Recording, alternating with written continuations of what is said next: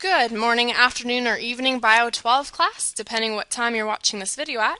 For the last two classes, we've been talking about the cell organelles and their structure and function, and this video today is going to focus on the structure and function of the cell membrane. We describe the cell membrane as a fluid mosaic model, and before we get into that, we need to recall on some of our understanding of phospholipid molecules and maybe extend it a little. So phospholipids have two regions. They have a polar head, which is this region right here, and a non-polar tail, which is this region down here. So the polar head is made out of phosphate, and it is attracted to water. So polar meaning attracted to water, which is called hydrophilic. Now the tail is nonpolar and is actually repelled by water. So it is hydrophobic. And the tail is made up of fatty acid chains that don't like water. So you have the phosphate hydrophilic head and the fatty acid chain hydrophobic tails. So phospholipids put together are called the phospholipid bilayer.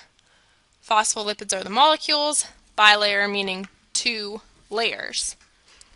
So the hydrophilic heads are going to point to outwards.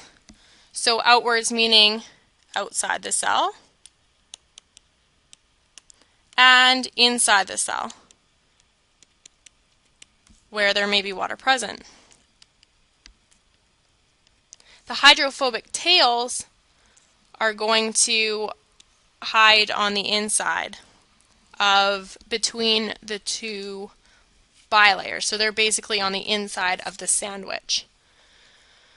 So just to make it clear, hydrophilic, polar, facing towards where there may be water on the outside of the cell or on the inside of the cell.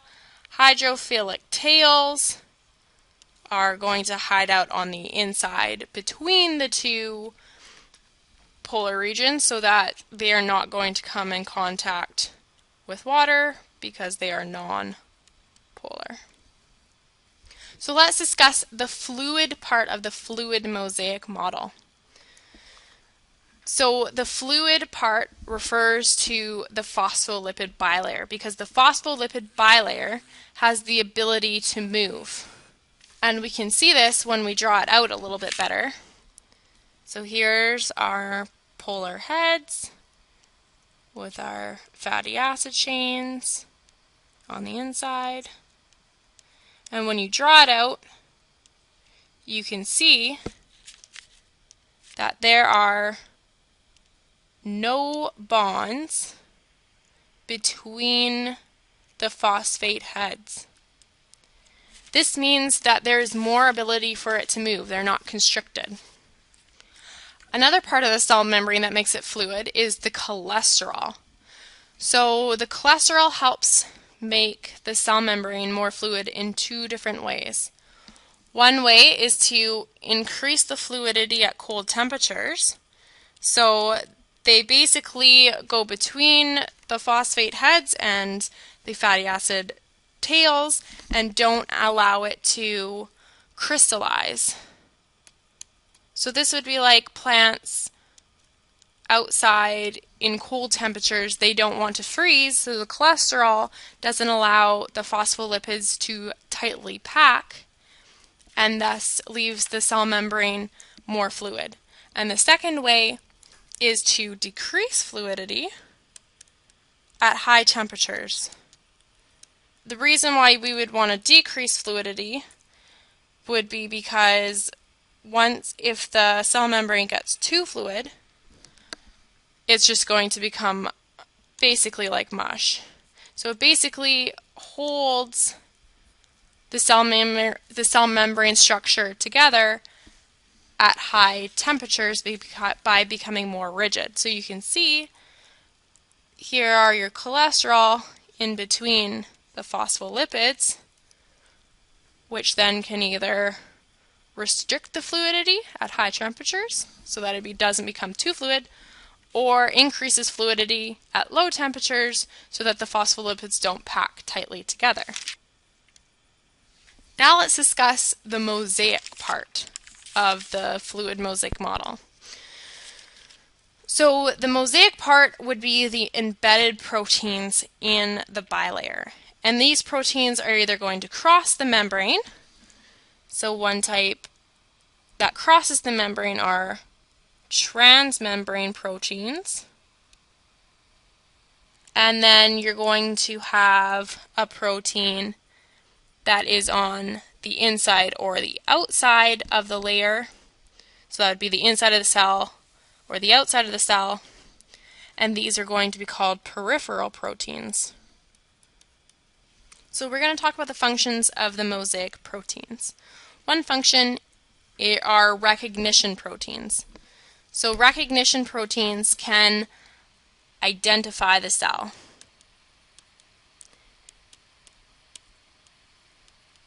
And they either identify the cell as self, meaning it comes from your own body.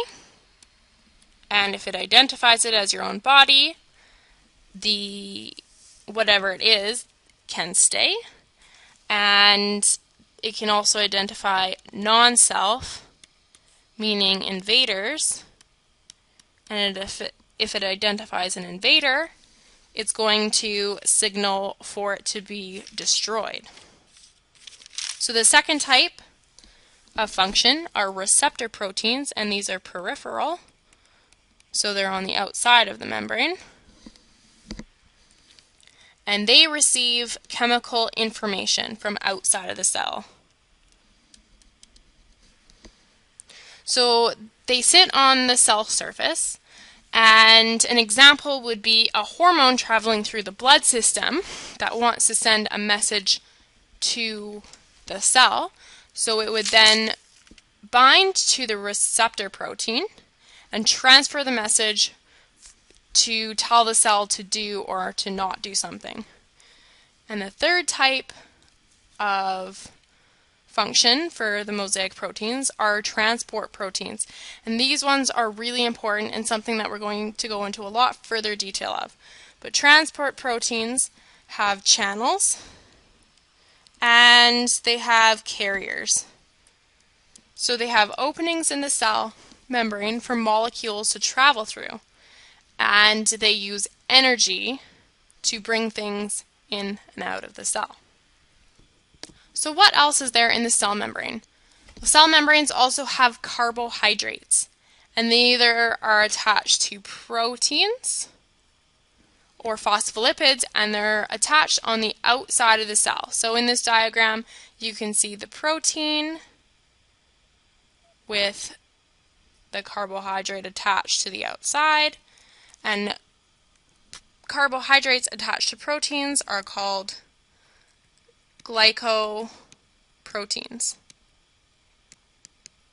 And then here you have the phospholipid with the carbohydrate attached on the outside of the cell again, and these are called glycolipids. So proteins with carbohydrates are glycoproteins, and phospholipids with carbohydrates attached, these are going to be called glycolipids. And they're always on the outside of the cell. Now, carbohydrates play a key role in cell-to-cell recognition as well. And an example of this would be blood types. So you have the blood types A, B, AB, and O. And all your red blood cells are going to have different carbohydrates on the outside of the cell to recognize if you can receive the blood type. So if you are an O, that means you have carbohydrates that can recognize other O red blood cells. And if you had an AB red blood cell, the carbohydrate would recognize it with its antigens and basically signal for the cell to be destroyed. So that's it for today. Key things to remember are going to be the functions and knowing how they all contribute to the fluid mosaic model. Enjoy the rest of your weekend or whatever's left of it, and we'll see you Monday morning.